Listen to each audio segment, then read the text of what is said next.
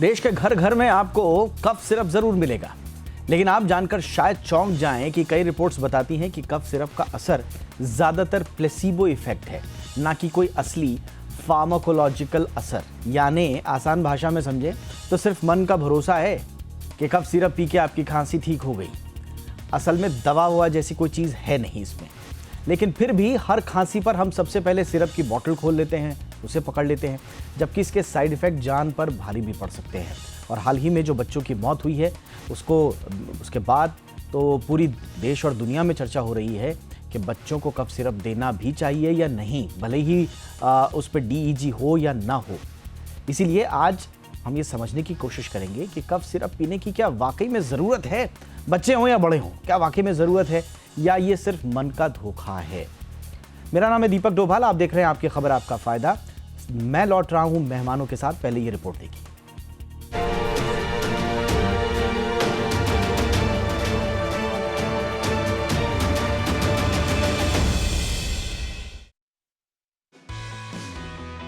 हिंदुस्तानी घरों में अलमारियों, पुराने दराजों और दवाओं की पोटलियों में एक बोतल आपको हमेशा मिलेगी कफ सिरप की।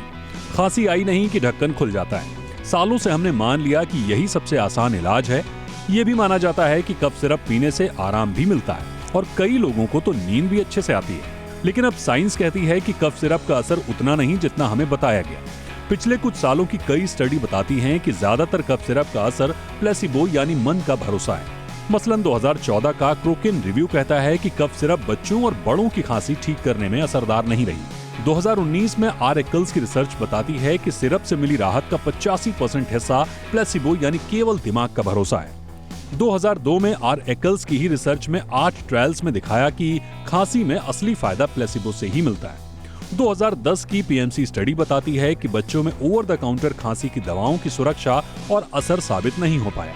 झांग एट एल ARG की 2024 की रिपोर्ट बताती है कि नई खांसी के ट्रायल में प्लेसिबो रिस्पॉन्स बहुत ज्यादा असर दिखाता है। यानी रिसर्चर्स बताती हैं कि दरअसल सिरप में मौजूद दवा नहीं, बल्कि सिरप का मीठा स्वाद, उसका गाढ़ापन और गले पर ठंडक का एहसास, यही सब हमें बेहतर महसूस कराता है। जानकार ये भी मानते हैं कि असल में शरीर खुद ठीक हो रहा होता है, सिरप बस उस प्रक्रिया में आराम का एहसास जोड़ देता है। सवाल यह है कि अगर असर इतना मामूली है तो हम अब भी इन सिरप्स पर इतना भरोसा क्यों करते हैं? इसका जवाब आसान है, आदत और मार्केटिंग। हमारे दिमाग में बैठा है कि खांसी इज इक्वल टू सिरप। विज्ञापन, मीठा स्वाद और तुरंत राहत की उम्मीद सब मिलकर हमें यकीन दिलाते हैं कि बोतल में ही इलाज है। लेकिन हकीकत में ज्यादातर सिरप वायरल खांसी पर कोई असर नहीं डालते। वायरस अपना समय लेकर जाता है, चाहे आप सिरप लें या नहीं। चिंता की बात यह है कि कई सिरप में कोडीन या सेडेटिव दवाएं होती हैं जो लत पैदा कर सकती हैं। भारत में कई बार कफ सिरप में जहरीले केमिकल मिलने के मामले सामने आए हैं, जिनसे बच्चों की मौत तक हुई है। जैसा हाल ही में मध्य प्रदेश और राजस्थान में जहरीली कोल्ड्रिफ्ट कफ सिरप पीने से बच्चों की मौत का मामला सामने आया। मौत के अलावा इसके दूसरे साइड इफेक्ट्स भी खतरनाक हैं। ज्यादा सिरप लेने के चक्कर में उल्टी, एलर्जी या दिल की धड़कन बढ़ने जैसी दिक्कतें हो सकती हैं, खासकर बच्चों में। कई स्टडी बताती हैं कि जो लोग, खासतौर पर महिलाएं, लंबे समय तक नींद के लिए या बेवजह कफ सिरप का इस्तेमाल करते हैं तो उनके लिवर, किडनी और दिल समेत महत्वपूर्ण अंगों को गंभीर नुकसान हो सकता है। फिर भी हम उन्हें सुरक्षित घरेलू उपाय की तरह इस्तेमाल करते रहते हैं। अब सवाल यह है कि आखिर में करें तो क्या करें? असल में शरीर की हल्की खांसी खुद ब खुद ठीक हो जाती है। थोड़ा आराम, गर्म पानी, भाप और सही नींद, यही सबसे असरदार इलाज है। अगर खांसी कई दिनों तक रहे, बलगम आए, बुखार या सांस की तकलीफ हो, तभी डॉक्टर से सलाह लेनी चाहिए। हर बार बोतल खोलने से बेहतर है कि हम अपने शरीर को सुनें। आखिर में जानकारों और रिसर्चर्स के हवाले से एक बात तो कही जा सकती है कि कफ सिरप कोई बुरी चीज नहीं, लेकिन ये कोई जादू की दवा भी नहीं। अधिकतर असर हमारे दिमाग और भरोसे का होता है, दवा का नहीं। और यही बात हमें समझनी होगी कि इलाज सिर्फ दवा में नहीं, सही जानकारी में भी होता है। क्योंकि अगर हम हर बार सिरप पर भरोसा करते रहेंगे तो असली इलाज छूट जाएगा और हम बार बार उसी बोतल में तलाशते रहेंगे जो सिर्फ मन को सुकून देती है, बीमारी को नहीं। ब्यूरो रिपोर्ट, जी मीडिया। स्वागत करते हैं आज के हमारे मेहमानों का। सबसे पहले हमारे साथ जुड़ रहे हैं डॉक्टर मनोज कुमार, देश के जाने माने स्वास्थ्य विशेषज्ञ, senior consultant, max hospital. Good evening sir, बहुत बहुत स्वागत है आपका। हमारे साथ हैं डॉक्टर गौतम बंसाली, आप सीनियर फिजिशियन हैं बॉम्बे हॉस्पिटल के। बहुत बहुत स्वागत है डॉक्टर गौतम बंसाली सर आपका भी हमारे शो पे। हमारे साथ हैं डॉक्टर गोपाल दाभाडे, प्रेसिडेंट हैं ड्रग एक्शन फोरम के। डॉक्टर दबाड़े, गुड इवनिंग सर, बहुत बहुत स्वागत है आपका भी हमारे शो पे। डॉक्टर मनोज कुमार, चर्चा की शुरुआत आपसे ही कर रहे हैं सर। इनफैक्ट आपसे चर्चा की शुरुआत करने का एक खास कारण ये भी है कि आखिरी जो हमारी चर्चा हुई थी उसमें आपने बड़े कॉन्फिडेंटली और फर्मली कहा था कि भाई इसका प्लेसिबो इफेक्ट ज़्यादा है। उसके बाद हमारी टीम ने थोड़ा रिसर्च किया इस पर, और फिर हमने सोचा कि इस पर विस्तार से चर्चा किया जाए। तो आप ही से शुरुआत कर रहे हैं सर, क्या वाकई में कफ सिरप ज़रूरी है भी, खास तौर से बच्चों में, या नहीं सर?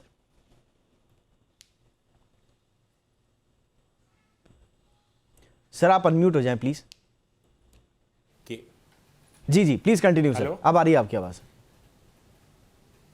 हाँ, मैं ये कह रहा था दीपक जी कि पिछली बार भी हमने डिस्कशन किया कि बड़ी दुखद घटना घटी अभी जो मध्य प्रदेश में हुई थी, जिसमें डाइथाइल ग्लाइकोल का जो कंसंट्रेशन था वो परमिसिबल लिमिट से 500 टाइम्स ज़्यादा था। अभी जो ड्रग कंट्रोलर जो वहाँ पे हैं चेन्नई में, उन्होंने कहा है कि उन्होंने 364 रूल्स की वायलेशन की थी, जिसमें से 37 मेजर वायलेशन थे।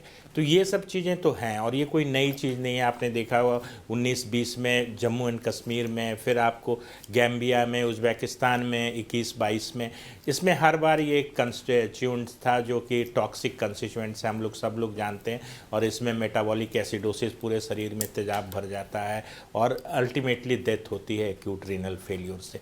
आपका प्रश्न बिल्कुल वाजिब है कि अगर ये इतनी जहरीली दवा भी आ जाती है कफ सिरप में, तो कफ सिरप का क्या मतलब रोल है हमारे ट्रीटमेंट में, या जो कॉमन कोल्ड में जो हम लोग कफ सिरप बिना ओटीसी खरीद के भी यूज़ करते हैं, फार्मासिस्ट से खरीद के यूज़ कर लेते हैं। तो ये बात देखिए, एक 2006 में ही ब्रिटिश मेडिकल जर्नल में एक रिव्यू आर्टिकल पब्लिश हुआ था। उसमें कहा गया था कि ये कम्प्लीटली प्लेसिबो इफेक्ट देता है। इसका स्वीट टेस्ट जो है वो आपके मुंह में सलाइवा या लार बनने की प्रक्रिया को बढ़ाता है। अगर कोई बीटर चीज़ इसमें मिला दीजिए तो वो थोड़ा म्यूकस इरिटेंट करके म्यूकस का प्रोडक्शन बढ़ा देता है। तो अगर आप समझिए कि एक मिश्री अगर आप अपने जीभ पे रख लेते हैं और कफ सिरप पीते हैं, दोनों का इफेक्ट सेम ही होता है। कम से कम 85% जो इफेक्ट है कफ सिरप का वो तो प्लेसिबो है। बड़ा क्लियरली मैं आपके माध्यम से दर्शकों को बताना चाहता हूँ। इसलिए कफ सिरप का कोई बहुत बड़ा रोल नहीं है, लेकिन साथ साथ कई कफ सिरप होते हैं जिसमें और भी ड्रग्स मिले होते हैं। जैसे कफ को सप्रेस करने के लिए या दबाने के लिए कोडीन बड़ा कॉमनली यूज होता है, उसके थोड़े इफेक्ट होते हैं। इसी तरीके से अल्कोहल यूज आप देखिए कफ सिरप में, तो वो 1 से 10% के बीच में है। उससे भी थोड़ी सी आपको रिलैक्सेशन हो जाती है। और कफ सिरप का बहुत मिसयूज़ होता है। बहुत लोग इसको एक तरह से कहिए कि अल्कोहल के सब्स्टिट्यूट की तरह यूज़ करते हैं। किसी किसी कफ सिरप में इनका कंटेंट 10% तक रहता है, समझिए बियर से ज़्यादा होता है। तो मेरा ये कहना है कि बिल्कुल 4 साल से कम के बच्चों को तो बिल्कुल मत दीजिए cough syrup. Cough syrup placebo है। ये शॉर्ट में बिल्कुल क्लियरली मैं बता दूं आपको कि इसका कोई मेडिसिनल इफेक्ट नहीं है। हालांकि ये न्यूट्रासिटिकल्स में नहीं आता, ये तो ड्रग में प्रिस्क्राइब्ड मेडिकेशंस में आता है। कई में कुछ मेडिसिन्स भी होते हैं, लेकिन जो शुगर की वजह से जो सलाइवेशन होता है और जो बिटरनेस की वजह से जो म्यूकस इरिटेशन होता है, ये पूरा का पूरा प्लेसिबो इफेक्ट है। इसलिए मुझे ऐसा लगता है कि अनलेस कोई फिजिशियन आपको प्रेस्क्राइब करे, आप ओवर द काउंटर जाके कफ सिरप ना लें और इसका सेवन ना करें। खास करके जो पीडियाट्रिक एज ग्रुप है, क्योंकि उसमें थोड़ी सी भी जो डोज है वो टॉक्सिक डोज को क्रॉस कर जाती है, वो तो बिल्कुल उसमें पीडियाट्रिक एज ग्रुप में मना है। WHO के भी रिकॉर्ड में है कि 4 साल से कम के बच्चों को कफ सिरप नहीं देना चाहिए। एब्सोल्युटली। और अब इस कफ सिरप पर यह आज की बहस नहीं है, पूरी दुनिया में इस पर चर्चा हो रही है कि कफ सिरप के दरअसल क्या फ़ायदे हैं, इसका इस्तेमाल क्या है। भारत में आपने देखा है, यदा कदा आप देखते होंगे कि कई लोग तो इसको अल्टरनेटिव एक तरह से ड्रग अब्यूज़ के तौर पर, इसको साइकोट्रॉपिक सब्सटेंस के तौर पर इस्तेमाल करते हैं। कफ सिरप को अल्कोहल के अल्टरनेटिव के तौर पर इस्तेमाल करते हैं। नाइजीरिया में 2018-19 में तो पूरा का पूरा एक पूरी BBC पर एक रिसर्च आई थी कि किस तरह से cough syrup in Nigeria is creating a generation of addicts. तो पूरी दुनिया में इस पर चर्चा हो रही है, लेकिन हमारे यहाँ अब ये बहस बहुत ज़्यादा तेज़ है क्योंकि दुखद बच्चों की मौत हुई है। Doctor Gautam Bansali sir, as a doctor sir, क्या वाकई में जब कोई कफ एंड कोल्ड लेकर के आते हैं आपके पास सिम्टम्स में, तो क्या डॉक्टर्स भी सबसे पहले क्या कफ सिरप लिख देते हैं, क्योंकि माना तो यही जाता है कि डॉक्टर साहब ने लिखा है साहब इसलिए हम पी रहे हैं, और फिर इसको एक बार किसी को डॉक्टर ने प्रिस्क्राइब किया तो हम ये मान लेते हैं कि अब हम इसको सबको बताना है कि हम, मेरे को डॉक्टर साहब ने वो वाला कफ सिरप दिया था, तुम भी, वो एक तरह से फैमिली डोज हो जाती है सर। तो ये भ्रांति सही है या गलत है सर?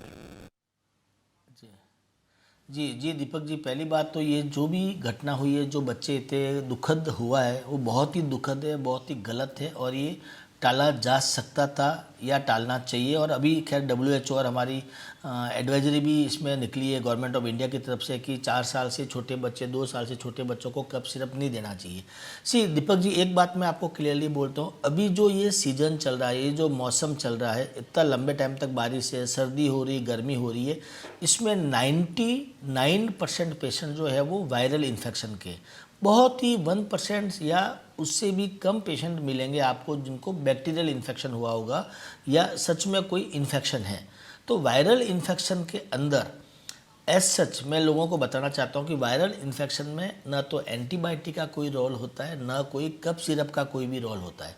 बट यस, एक जनरल ट्रेंड चला हुआ है, पेशेंट बार बार कहता है साहब मुझे खांसी हो रही, मुझे खांसी हो रही, मेरा बलगम अटका हुआ है, वो निकल नहीं रहा है, या बहुत ही सूखा खांसी होता है, खाना खाता हूँ अटक जाता है, उसमें सूखा खांसी होता है, रात को सो नहीं पाता हूँ। उनकी वाइफ, उनके बच्चे वो कंप्लेन करते हैं साहब कि रात भर खांसते हैं, सूखा खांसी, ड्राई इरिटेटिंग कफ हो रहा है। सो 2 तरह के कफ होते हैं, एक ड्राई इरिटेटिंग सूखा खांसी होता है, उसके लिए लोग कफ सप्रेसेंट लिख देते हैं, और एक प्रोडक्टिव कफ होता है जिसमें बलगम बन रहा है, खड़खड़ की आवाज़ आ रही है बट निकल नहीं पा रहा है, तो उसमें प्रोडक्टिव कफ के लिए म्यूकोलाइट टाइप का, ताकि वो म्यूकोलाइसिस हो जाए और कफ आपका बाहर निकल जाए। इस 2 तरह के कफ सिरप जनरली चलते हैं और लोग लिखते हैं, और पेशेंट आगे से कई बार, अधिकतर मेरे पास में पेशेंट आता है डिमांड करता है साहब आप एक खांसी की दवाई लिख दो।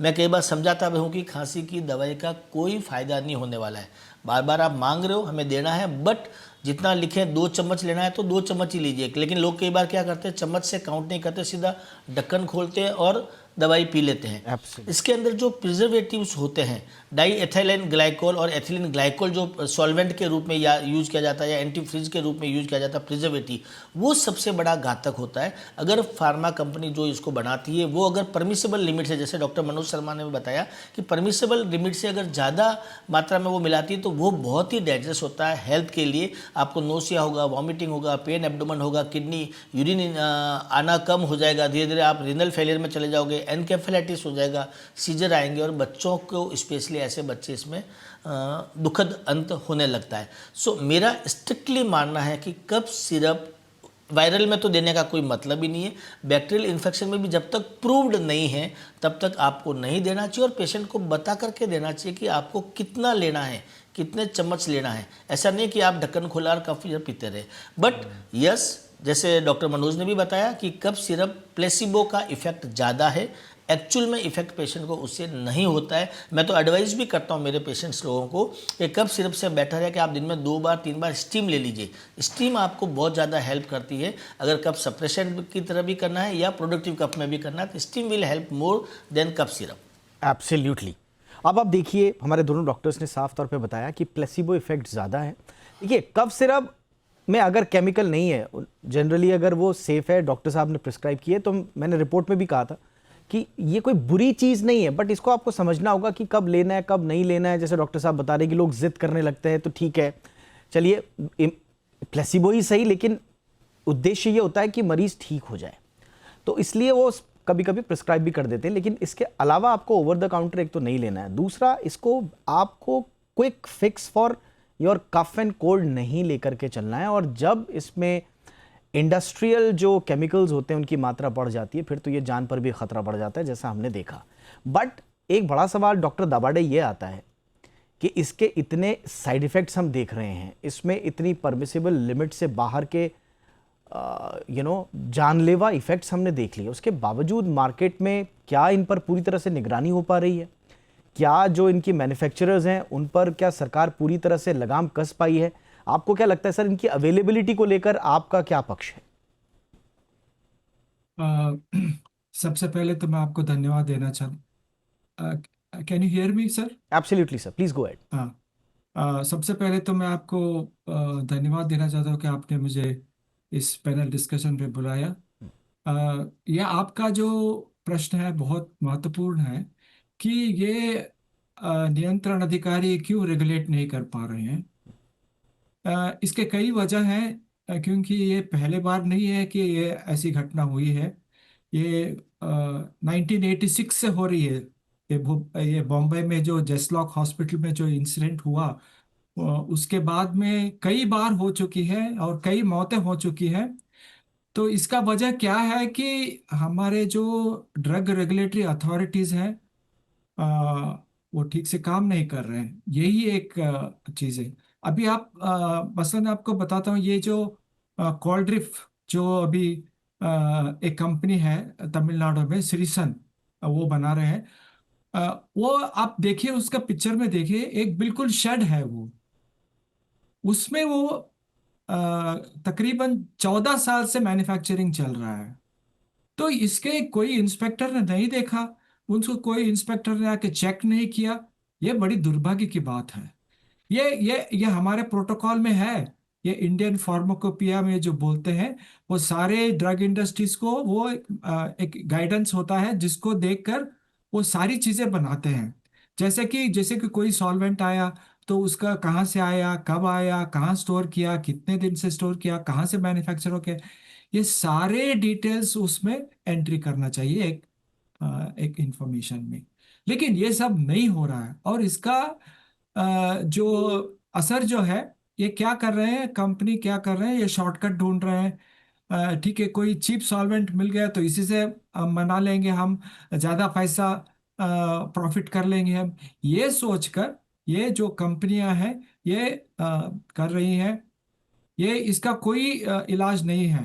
इसका सिर्फ एक ही काम है कि रेगुलेटरी अथॉरिटीज को स्ट्रेंथन करना है, टफ करना है। अभी मैं पूछता हूँ कि ये जो तमिलनाडु में हुआ है, ये सिर्फ एक ड्रग कंपनी के ऊपर क्यों एक्शन लिया गया है? अभी कई बहुत सारे ऐसे ड्रग कंपनीज हैं जो कि अच्छे सिचुएशन में नहीं है, अच्छे स्टेटस में नहीं है। जी। क्यों उनके ऊपर एक्शन नहीं किया गया?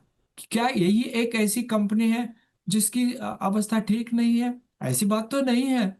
तो कई ऐसी मैन्युफैक्चरिंग यूनिट्स हैं जो कि अच्छे मतलब स्टैंडर्ड में नहीं है। जी। अभी और एक चीज है कि हमारे देश में ये इस बार जो दुर्घटना हुई, सरकार ये कहती है कि ये दवाएं विदेश में नहीं गई, ये सिर्फ देश में।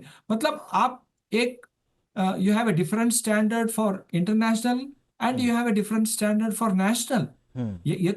ये तो पूरा गलत है। मैं ये absolutely sir, there are lot of loopholes, बहुत सारे प्रश्न चिन्ह हैं जो रेगुलेशन को लेकर भी हैं। बट बहरहाल सभी चीज़ों पर पक्ष पर बात करेंगे एक छोटे से ब्रेक के बाद। चर्चा को आगे बढ़ाते हैं, कहीं मत जाइए, देखते रहिए आपकी खबर आपका फायदा।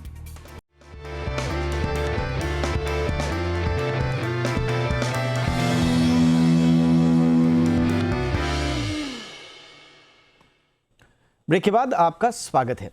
डॉक्टर मनोज कुमार सर, आपसे समझना चाहेंगे, अब कई बार ये भी होता है कि कुछ लोग इसको इस तरह से भी ले सकते हैं कि साहब आज के बाद कफ सिरप नहीं पीनी है।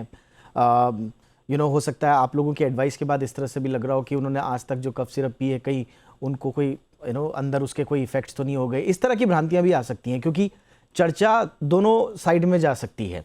तो जैसा हमने कहा कि कफ सिरप इतनी बुरी भी चीज़ नहीं है, लेकिन उसके प्लेसिबो इफेक्ट्स हैं। बट हाँ, अगर मुझे कफ एंड कोल्ड है या कफ है मुझे या मेरे परिवार में किसी को, और मैं कफ सिरप नहीं लेता हूं, तो क्या मैं कोई रिस्क ले रहा हूं सर? दीपक जी, आपने बिल्कुल सही कहा। देखिए, कफ जो है वो one of the most distressing symptoms है और सबसे कॉमन सिम्टम्स है। आप अधिकांश लोगों को आप देखिएगा कि कफ की जो वो एक बताते हैं कि हमको कफ हो रहा है, और ये बड़ा मुश्किल है लोगों को कहना। अनफॉर्चुनेटली कोई भी ऐसा मेडिसिन नहीं है जो कफ को तुरंत कम कर दे।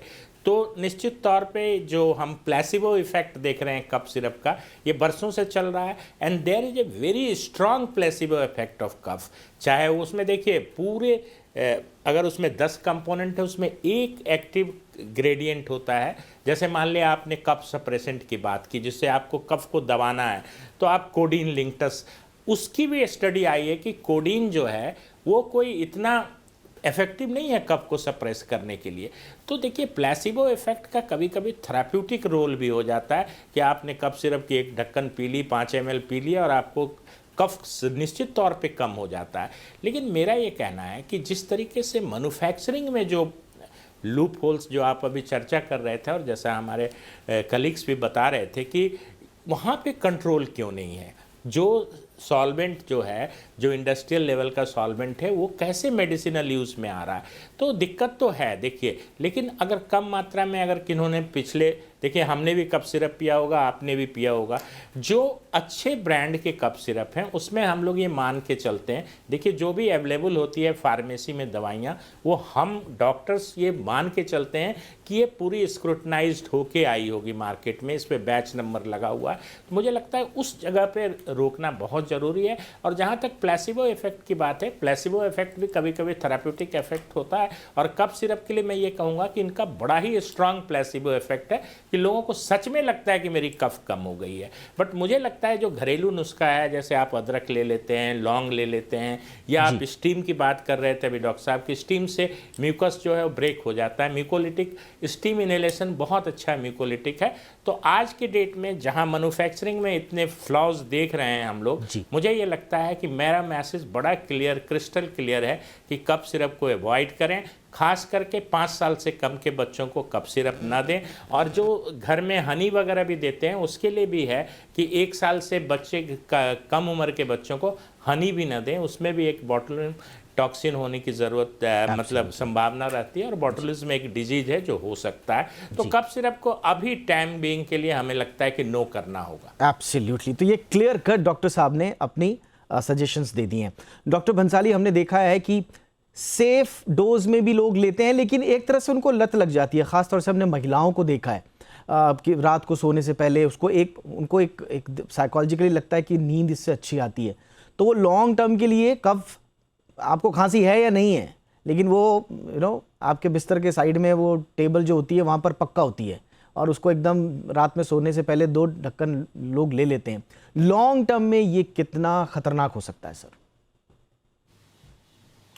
जी दीपक जी, डेफिनेटली ये बहुत खतरनाक होता है, स्पेशली जो कफ सप्रेसेंट टाइप की जो ड्रग्स होती है जिसमें कोडीन लिंकटस वगैरह या कोडीन मिला हुआ रहता है, वो बहुत ही नुकसानदायक होती है। आपके सीएनएस डिप्रेसेंट का काम करती है, न्यूरोलॉजिकल डिप्रेशन का काम करती है, बिकॉज और वो आदत लगने लग जाती है। क्योंकि जब भी आप, इसलिए हम लोग लिखते भी हैं, अगर वो कोडीन या टॉसेक्स, काफ़ी सारे नाम से आती है ब्रांड वगैरह, वैसे कोडीन तो ऑफिशियली बैन भी है कंट्री के अंदर, मिक्स वे में आती है मेडिसिन ये, लेकिन जब लेते हैं लोग तो उनको नींद बड़ी अच्छी आने, खांसी भी रात को बंद हो जाती है और नींद अच्छी आने लग जाती है। उनको लगता है कि शायद खांसी बंद हुई इसलिए नींद आई, या नींद आई इसलिए शायद खांसी बंद हुई, बट धीरे धीरे धीरे वो आदत का काम करती है। कई बार पेशेंट हमारे पास ऐसे आए हैं जिनको महीनों से वो कफ सिरप ले रहे हैं। क्यों ले रहे हैं? क्योंकि उनको नींद बहुत अच्छी आती है, बट ये कोई सॉल्यूशन नहीं है।